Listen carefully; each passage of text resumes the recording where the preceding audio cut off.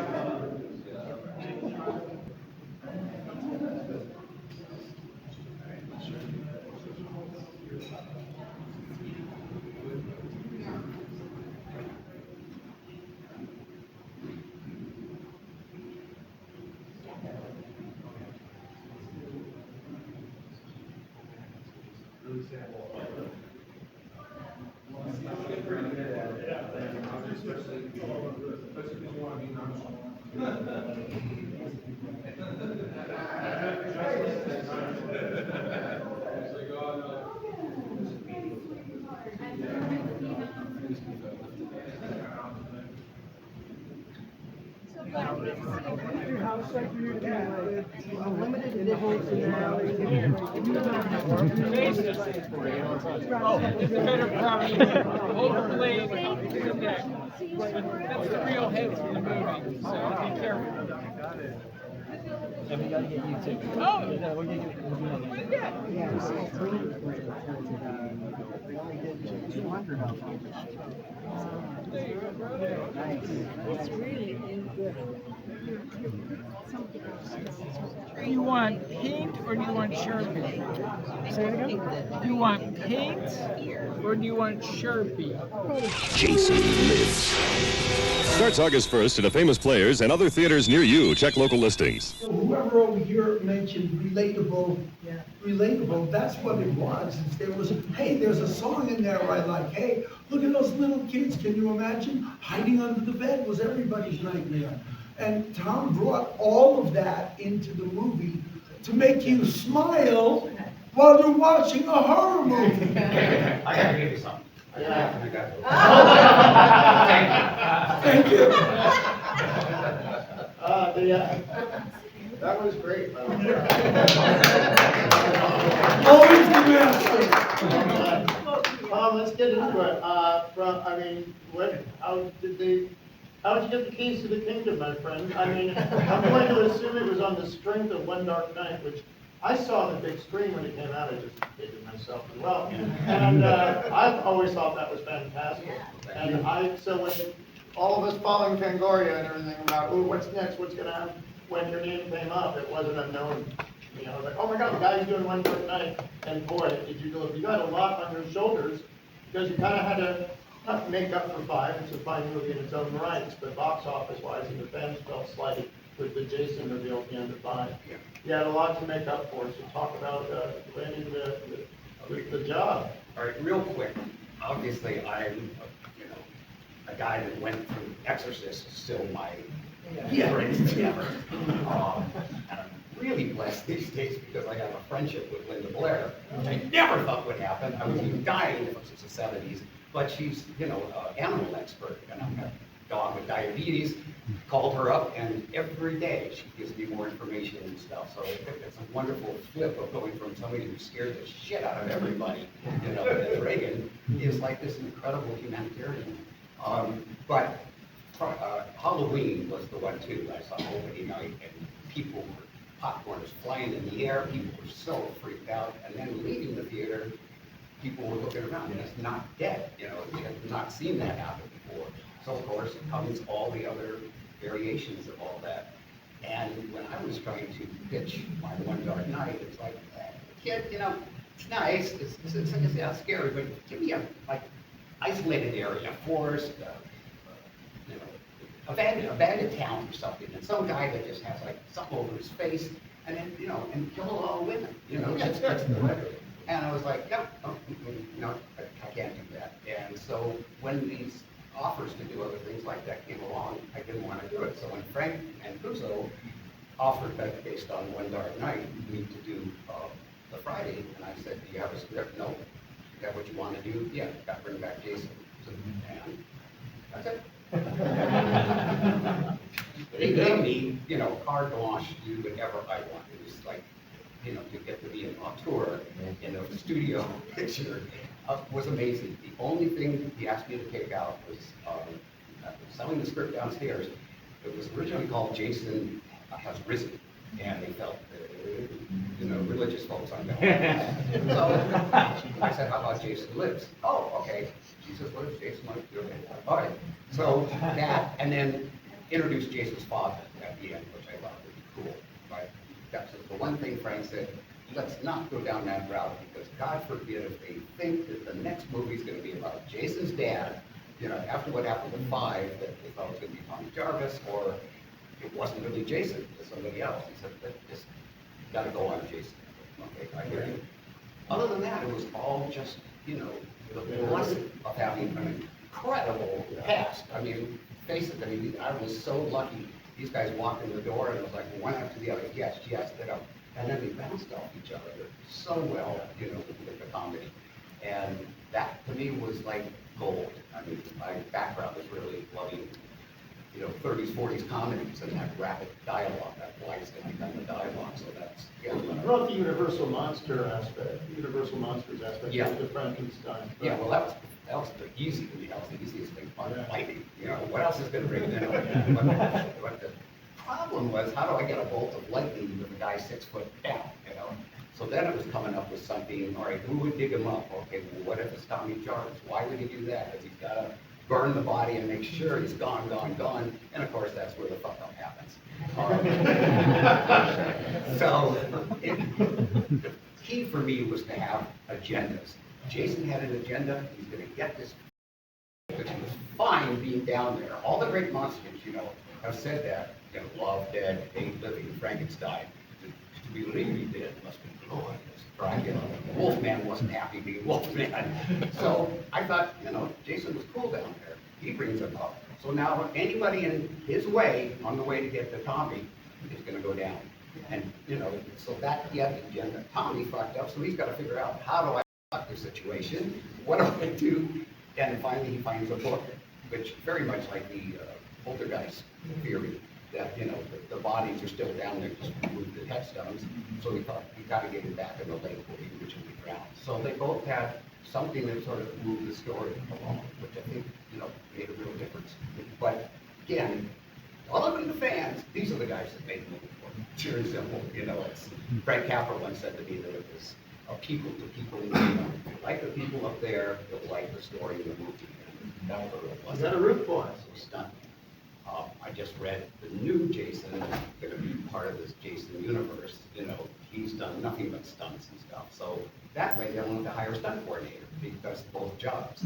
So I was under that same pressure. We need to find somebody who can play this who's also a stuntman. And I wasn't in love with the way he moved, but it was okay. I've seen that kind of lumpy thing, but I thought, there's got to be something more Terminator-like because we electrified him. And so CJ was my second choice. So unfortunately, about, 3 days in, Paramount saw the dailies, and they went, we're replacing him. I said, what? Yeah, no, Dan Bradley's out, get your second choice.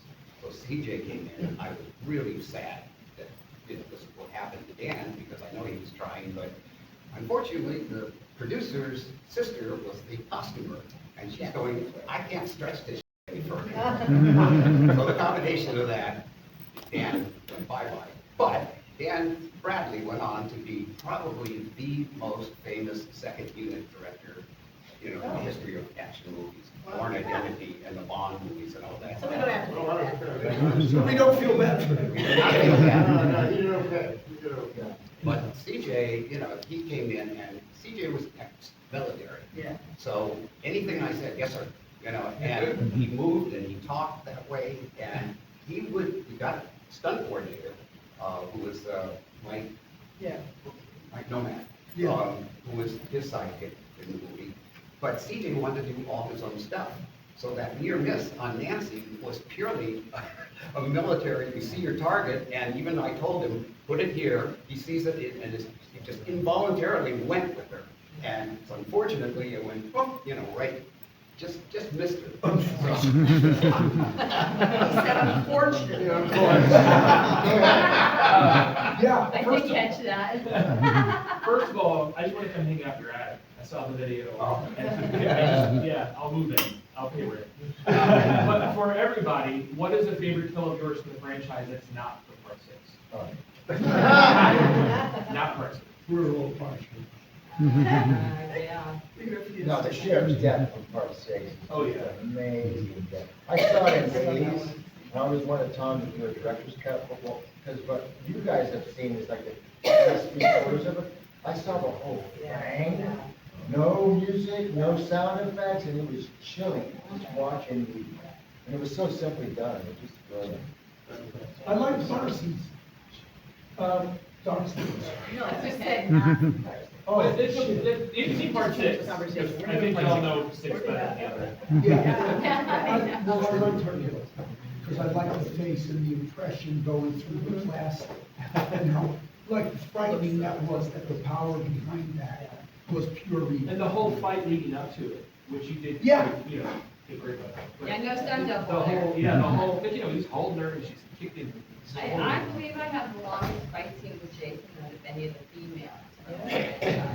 There is one guy that fights with him for like 3 minutes. On top of the building, Rooftop, yeah. right? Yeah. But, because I thought I had the longest, and then I saw part 8, I went, oh, okay, female. I like the first part of your question about wanting to check out his attic. Is that true what you did with the tombstone? Oh, do Movie? Well, the tombstone's in the backyard for people and they go, holy shit. That's Because it's a real tombstone, because it was cheaper to have a real tombstone made in Georgia than have a phony, foam, styrofoam one sent from here. So I wanted that and I wanted his coffin. So the coffin is up in the attic. Currently Wolfman is in, Lon Chaney version of Wolfman is sitting laying inside of it. But I've collected all this stuff over the years. So some from my movies, not a lot. Couldn't get Jason's mask, they're all gone by the time you wrap. People grab them. So I Sometimes they keep the bear from prophecy. I know. I got the spear that went into my eye. Oh, okay. So, or not the spear, the arrow, broke the arrow. And the Raymar's face plate from script plate, from that movie. So it's all little stuff. But I'm a geek. Every year when Spirit's door opens in Home Depot, I'm going, all right, what am I doing with it? Because I want to look for the cool ones, because I bring all this shit out on my front lawn, and the lighting and fog, and, one time it was a full-on show, and we had like over 300 people last year that just stood out on the sidewalk, And Halloween on 31st. on Yes. Halloween. And his wishing well turns into a cauldron. And there's real fire coming from his house, and worms sticking out of this fairy tale. Are you kidding me? I hope they make the list, I hope they make the list of that Halloween party. Did you have a question? I'm sorry. Go ahead. This is for Gary. I really liked your academic answer to the first question. Have you ever used Friday the 13th in your classes? Oh, that is interesting.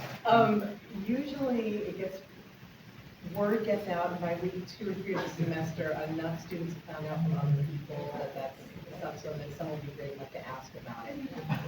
I used to teach a course, they don't have this course anymore at my college. I used to teach a course called Heroes and Heroes, and it was about learning how to analyze narrative, basically. And I always threw in a bunch of folklore and other stuff, and of course, if you want to throw in a little horror too, so, yeah, a little bit.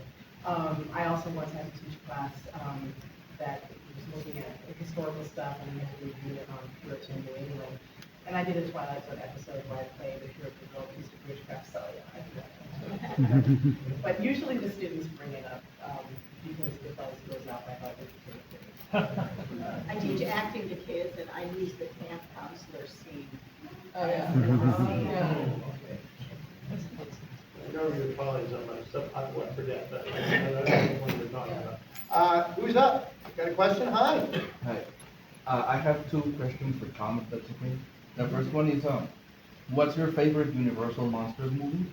And the second one is, if there was any pushback over bringing Jason back with lightning, because if you think about it, it's kind of goofy. It works, but I wonder if maybe someone it's too ridiculous. Can you come up with something else, or not even at all? How else are we gonna do it?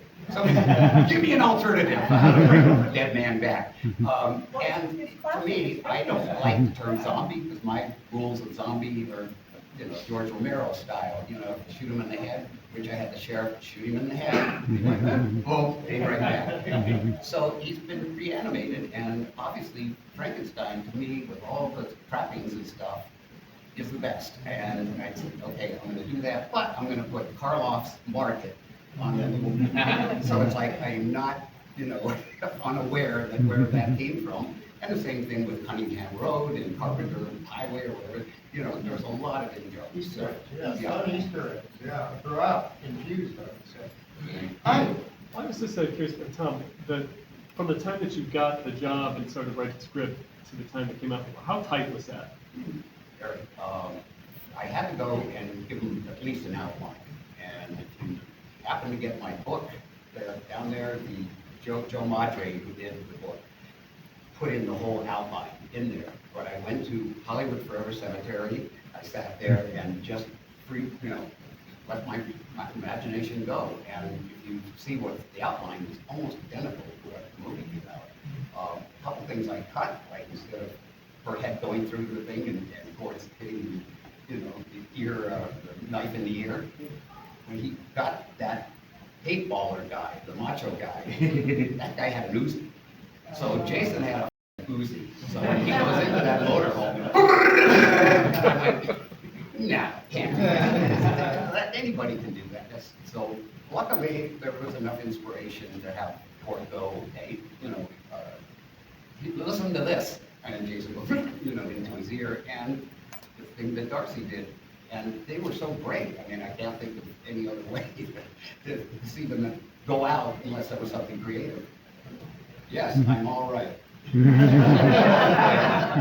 guys have this on your watch? I did not fall. I just spoke too loud. I'm annoying. I refuse to have that on my phone. All right, I have time for some more questions. Hi. This question is for Tom. Which one? Oh, Tom. You said before that Frank Capra was kind of your mentor. Can you just talk a bit about that? And did you have a chance to ever see Jason Lives? No, I don't think so. He had, basically retired to Palm Springs, but for years, I don't know if you guys know that It's a Wonderful Life went into public domain. So any station, any place in the world could play that for free. So that's why it became a classic. Everybody saw it, for free. Every time I tuned this thing in, I always got the last scene, where everybody's, but I'm done, it's not your George, and on the money and stuff, and I started to tear up, and I go, this movie. Because in those days, they never, there's no way to, once it's on, it's on. Right. But then I was at a film seminar that he was speaking at and showing Lost Horizon, and then, started talking about It's a Wonderful Life, and I'm like, wait a minute, and then found a way to see it, and I got a hold of him, and I said, I'm making this movie called Date with an Angel. It's such a homage to you, and any chance you could give me any feedback or whatever. So, Nancy and I went to Palm Springs where he was showing another movie, met him, got his phone number, and then he was like a mentor. And every time I had a problem with the film, he would say, before Nike, just do it. I said, Frank, you have no idea. You know how many rejections I got at Columbia? Just do it. And that really kept me going through that period. So I do look at him really as a mentor. And people go, God, that be your mentor with this? I go, look at it. That's so much that kind of wise guy humor and people hopefully being likable. And that's all Frank. I haven't seen Date with an Angel, by the way, seriously. Yeah. It is very, I overlooked Jim. Just like One Dark Night. Just like One Dark Night. Well, I've seen that as a fan before. Not enough, in my opinion. Who else? Well, I've got time for, I can squeeze you both in. Let me start with you back there, sir. Go ahead. I go for Tom. Have you ever got a call back for making any other Friday the 13th movie? Callback? No, I have received a couple of scripts, some great ideas. I got the script. They're dying. I can't get these guys to read it. So when I thought Tom had a script and Tom got the script, then he got involved with fan film. Never Hike Alone. If you haven't seen the Never Hike Alone stuff, that was Our son is in Never Hike Alone pretty too. I just spectacular. asked. Never Hike Alone 2 is almost She's a sequel downstairs of in our part team. 6. Yeah. And it's really well made. It's just, the fans were on the crew and making the film. Funding the film. There's like 2,500 thank yous at the end of the credits.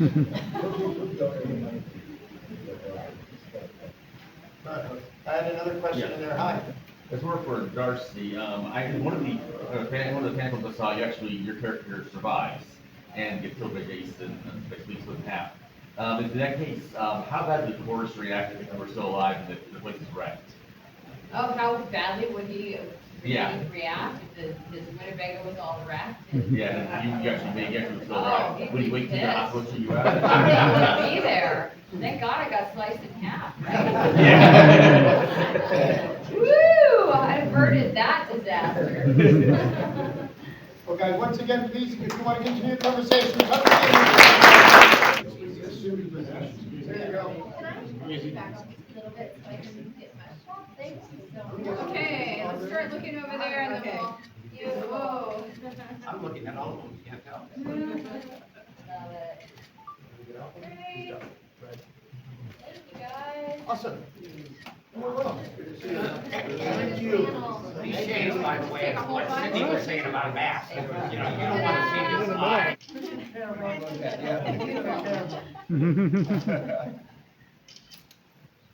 Great, thank you guys. One of those. Oh, yeah.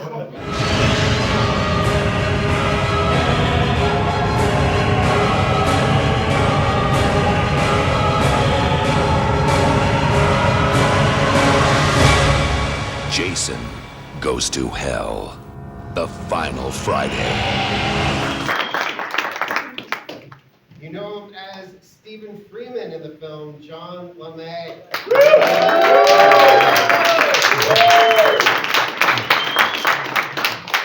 Jessica Kimball herself, Carrie Keegan.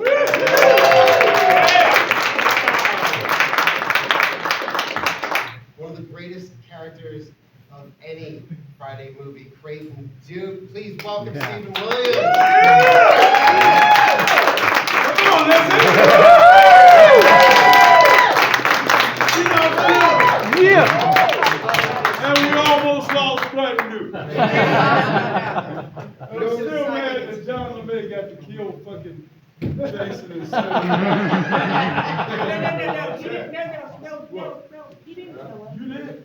Do not steal my thunder. That makes me even angry. broke his As you can see, this is a really easily directed movie. You know him as Josh, Andrew Block.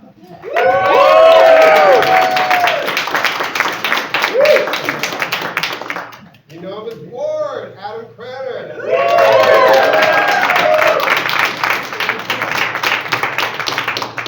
Baby Stephanie Brooke.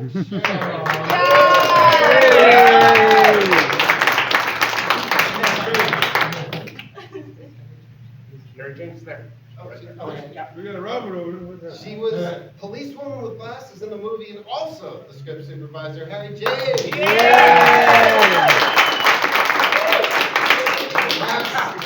Certainly not least. You know, admit Jason Goes to Hell some of the best fucking effects out of all of them, right? Yes. Robert Kurtzman.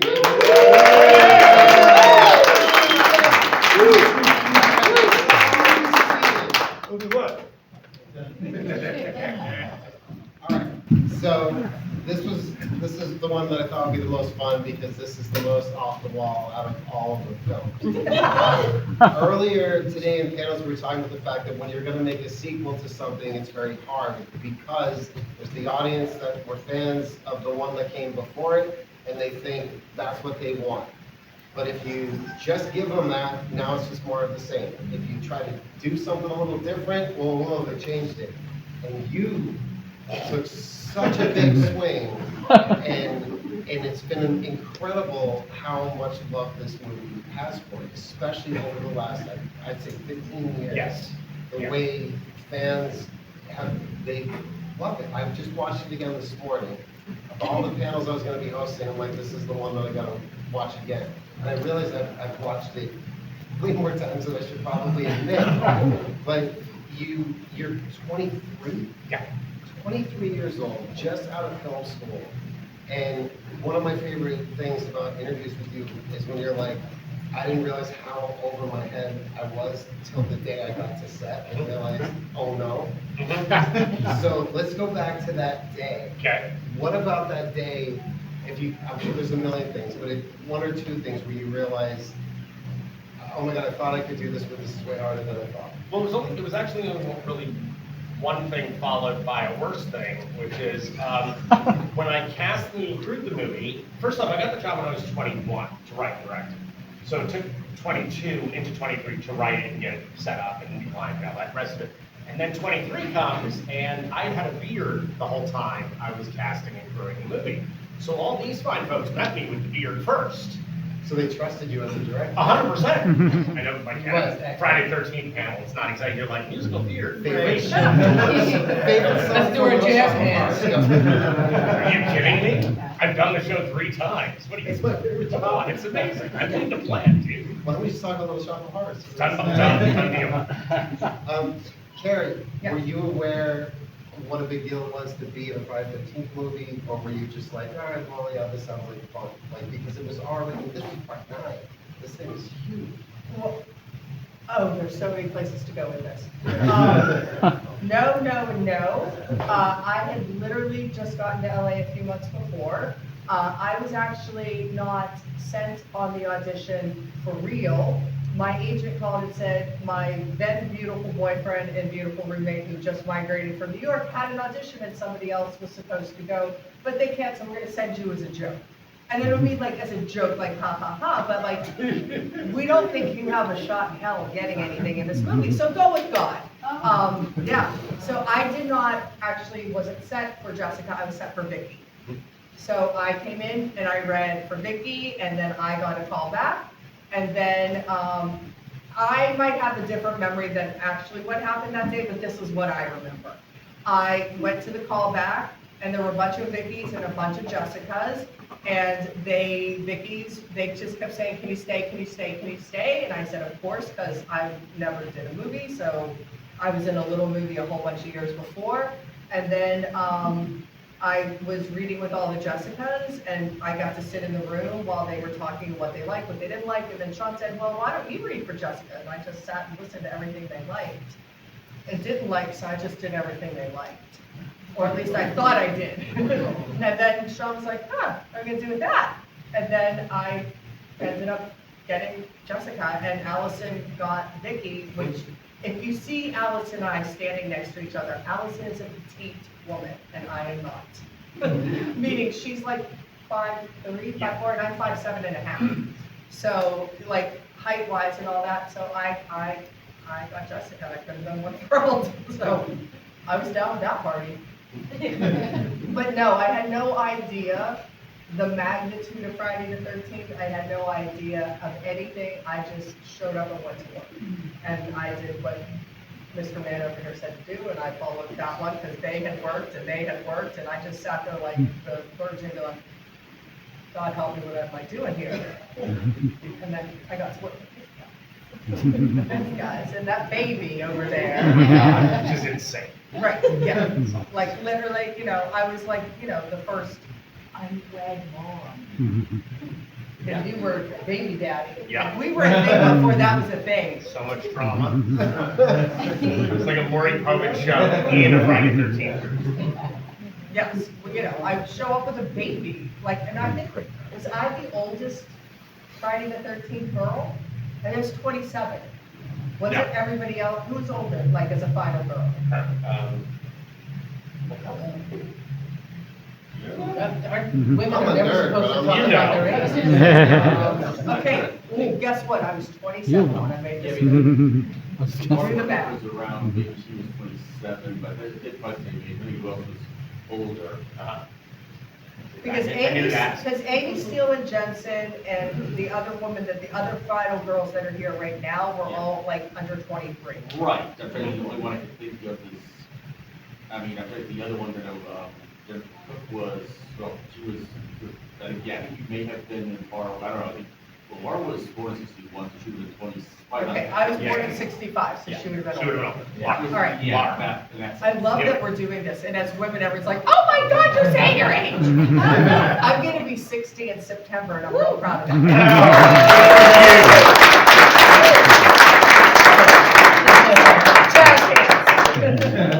People forget that's the goal. No. The goal in life is to get as old as you can. Because the alternative is dead. For Steven, Creighton Duke, like I said in the intro, one of the greatest characters in the entire universe. You look like you are having so much fun playing that part. That opening is early in the movie, the scene in the diner, when you tell him, blow me right after your woman here blows me, finishes. Sorry. Was that all in the script, or were you just going? Because it, like, you just look like... In the restaurant with Erwin? Yeah. That was scripted. That was scripted. Yeah. Those words, yeah. It was actually scripted, Yeah. my delivery. First of all, I'm only 5'2". Okay, you talk about, the rest of this is ego. Secondly, I just realized, just learned that I was directed by a child. Didn't know that. And the other thing was, as Adam said, if anybody had the book Crystal Memoirs that tables, yeah. Adam tells you if I was drunk or getting over a hangover, most of the time. Wait. Hold on. Hang on. This is literally, I gotta tell you, this is true, okay? This guy would show up to set every morning, and I would be like, hey, what were you doing last night? Oh, party. Really? Yeah. I'm gonna go home. What now? And then we'd be in the middle of the day of shooting. We were in like the Voorhees house, and there's the sacrificial table that we tied this poor bastard to kiss. Everyone just asked that question for the rest of my life. We're at that table. We had to reset the lights, and Steven's like, and he puts his head on the table and goes to sleep. We're moving lights. The whole crew is moving the whole thing. And I was like, see, we're ready. And he'd be like, got it! What are we doing? And literally, we're perfect the second we woke him up. I was like, what factory were you built in? So he can party all night and work all day with like precision. It's just true. Most fun guy I've ever worked with. Probably the best compliment I have ever gotten from a director. You're the man. Adam Marcus. You're the man. Yeah, that was what I did. God blessed me with the... Really blessed me with the tech. Because I never wanted to be an actor. I never tried to be an actor. It was dropped in my lap. You know, like the Rolling Blues Brothers that started. Yeah. And then Cooley High, which was all shot in Chicago. That brought me to Hollywood. So, and everything started to snowball. So I had a totally different attitude about the business of the business. It was just all fun and games for me. By the way, when I first met you, the first day you and I met, I was so overwhelmed because you have, to this day, said one of my favorite lines of all cinema history, which is, oh, that's a shame. White people. Oh! It's go away perfectly good white boy like that. Come on. Interrupt Ed. And I'm telling you, like I saw him, I was like, yeah, that was cool. My ex-wife was Ann Geddes, and she represented the Cusacks, John and Joan and Dick the Dad. So they asked me to do a cameo. That one line, and it's the line in the trailer. Same age, right? Oh yeah. Trailer? Yeah. All right, I'm famous for that. No, he stays. Beautiful. Get close together. Oh my God. Beautiful. Come over on the side, brother. Yeah. Awesome. Thank you guys. Okay, I'm gonna back up a little bit. Awesome. Great. Right here. Great. And now everyone else. It's only 100 cameras. Hey, whatever. Are we good? Thank you, Give guys. us that bell. There you go. No problem. All right, say, Jason goes to hell. Jason goes to hell. You, Jason. I like saying the Voorhees. Ooh, I think yeah. somebody said that. It was my More cheese.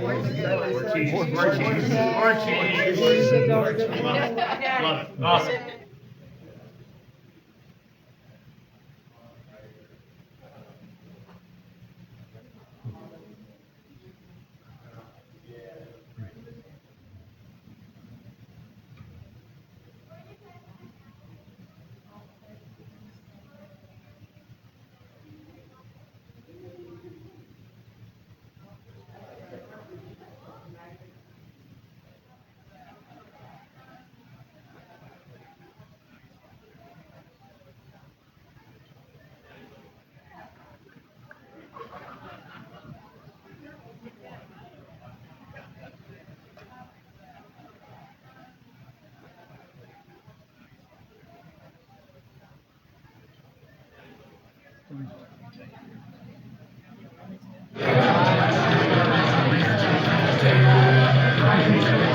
Territorial. Jason's very territorial.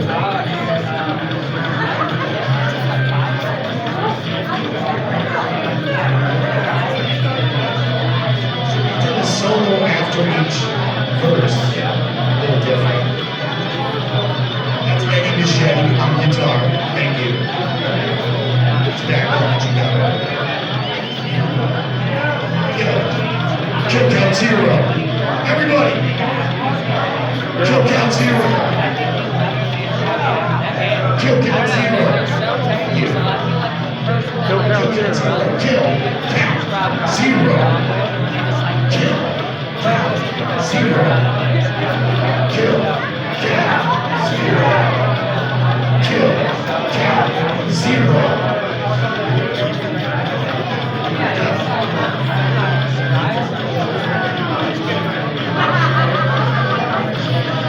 Here's the synthesizers.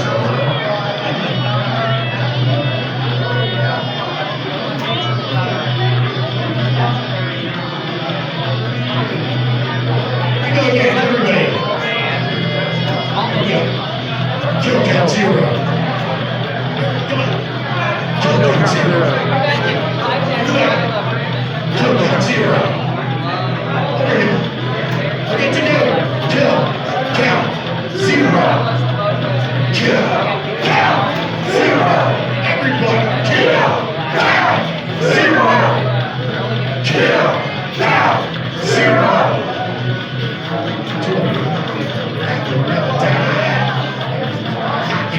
He was very shy. Doing your city before he went to outer space. He called his mom's energy rabbit to the race. Eddie Machete on guitar. He's my shredder.